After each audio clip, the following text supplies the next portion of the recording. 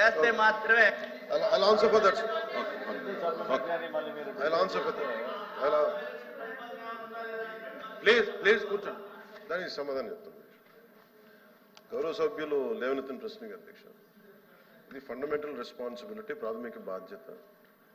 స్వచ్ఛమైన నీరుతో పాటు గ్రామాలు స్వచ్ఛంగా శుభ్రత ఉండటం చాలా ఇది మనందరి బాధ్యత. ఓకే, ఈ ప్రభుత్వం రాగానే గౌరవ సభ్యులు లేవనెత్తింది అసలు ఇంత చెత్త కలెక్ట్ అవుతూ ఉంది. మెయిన్ మనకున్న సమస్య మనకి సరైన స్థలాలు లేవు దానికి సేకరించడానికి. వీటన్నిటిని దృష్టిలో పెట్టుకొని మన అధికారులతో కూడా కూర్చొని చెప్పింది ఏంటంటే, ఇప్పుడు మల్టీగ్రేడ్ వాటర్ స్కీమ్ లాగా అసలు మొత్తం మండల్ హెడ్ క్వార్టర్స్గా ఉండి మెయిన్ ఈ డంపింగ్ యార్డ్స్కి సంబంధించి ప్రతి గ్రామం నుండి ప్రత్యేకంగా కొన్ని బండ్లు పెట్టి చెత్తను సేకరణ, ఎందుకంటే కొన్ని గ్రామాల్లో స్థలాల సేకరణ కొంచెం కష్టంగా, ఎందుకంటే కనీసం స్కూల్స్కి కూడా సెంట్ భూమి లేని గ్రామ పంచాయతీలు ఉన్నాయి అధ్యక్ష. అందుకని ప్రత్యేకించి మేము ఆలోచిస్తుంది ఏంటంటే, ప్రతి ఒక 10-12 గ్రామాలని ఒక ఉమ్మడిగా తీసుకొని వాటికి సంబంధించి ఒక కామన్ డంపింగ్ యార్డ్ని తీసుకొని ప్రతిపాదన చేస్తున్నాం అధ్యక్ష. దీన్ని కొద్ది రోజుల్లో మీకు దీని మీద ఒక సమగ్రమైన వివరాలు తెలియజేస్తాం. బట్ ఖచ్చితంగా ఖచ్చితంగా ఈ సమస్యను గుర్తించాం. ఇది మనందరి బాధ్యత. Will take it forward.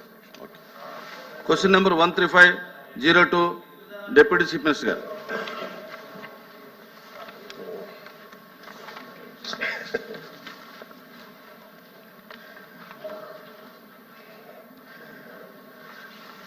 ఇది పంచాయతీ భవనాలు 2019-24 కాలంలో పంచాయతీ భవనాలు మరి ఇతర కార్యాలయాలకు రంగులు వేయడానికి సుమారు కొన్ని 4,800 కోట్లు ఖర్చు చేశారన్న విషయం వాస్తవమేనా?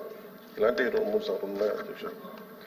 2019-24 పంచాయతీ భవనాలకు నేను ఇవ్వగలిగే క్లారిటీ దీనికి సంబంధించి అధ్యక్ష, 2019-24 పంచాయతీ భవనాలకు గ్రామ సచివాలయాలకు మాత్రమే రంగులు వేయడానికి 101.81 కోట్ల మొత్తాన్ని ఖర్చు చేయడం జరిగింది అధ్యక్ష.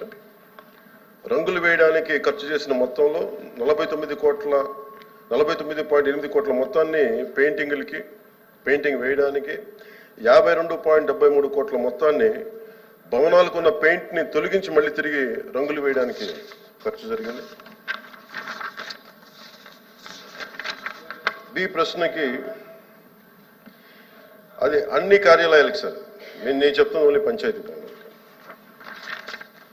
బి ప్రశ్నకి ఏమీ లేదండి. గ్రామ సచివాలయాల భవనాలకు ఉపయోగించే రంగు విధానాన్ని ప్రశ్నిస్తూ వివిధ పార్టీల్లో హైకోర్టులో రిట్ పిటిషన్లు దాఖలు చేయడం జరిగింది.